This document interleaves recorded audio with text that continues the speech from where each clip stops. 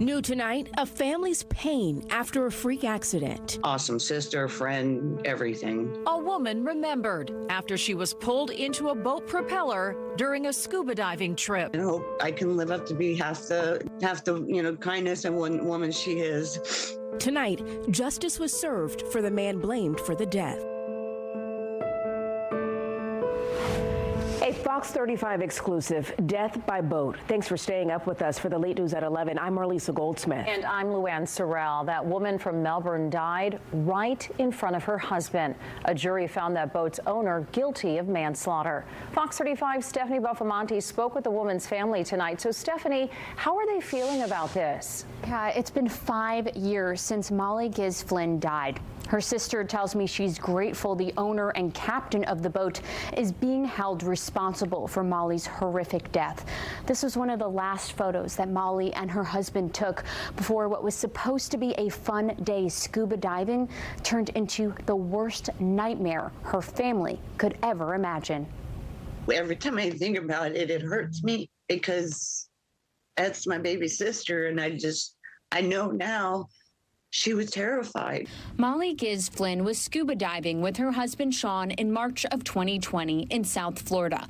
According to court records, the portside propeller started while the boat was sitting in neutral over a dive spot. The propeller sucked Molly and her husband toward it, and the Melbourne woman's legs were twisted in the shaft. Sean was able to think immediately and grab a hold of her. And, at least she knew he was right there working and trying, getting her out. The medical examiner found that Molly died from drowning, and the leg wounds and fractures contributed to her death. That's what hurts the most. That's just not the way you want to think of your sister. The owner of the boat, Dustin McCabe, was found guilty of seaman's manslaughter. According to the U.S. Attorney's Office, McCabe ran paid scuba charters off his boat. We understand accidents happen, but this was preventable. According to the U.S. Attorney's Office, the day before Molly died, the boat had mechanical issues, including a propeller that started unexpectedly, causing a diver to be sucked toward the propeller.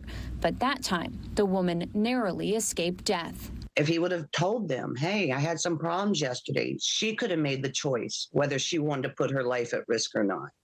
He took that choice away from her. Now, McCabe will be sentenced in June. He faces up to 10 years in prison for seaman's manslaughter. After Molly's death, McCabe was prohibited from operating his businesses, but illegally applied for PPP money anyway. He's also facing up to 20 years for wire fraud and up to 5 years for making false statements. Live in the studio, Stephanie Buffamonte, Fox 35 News.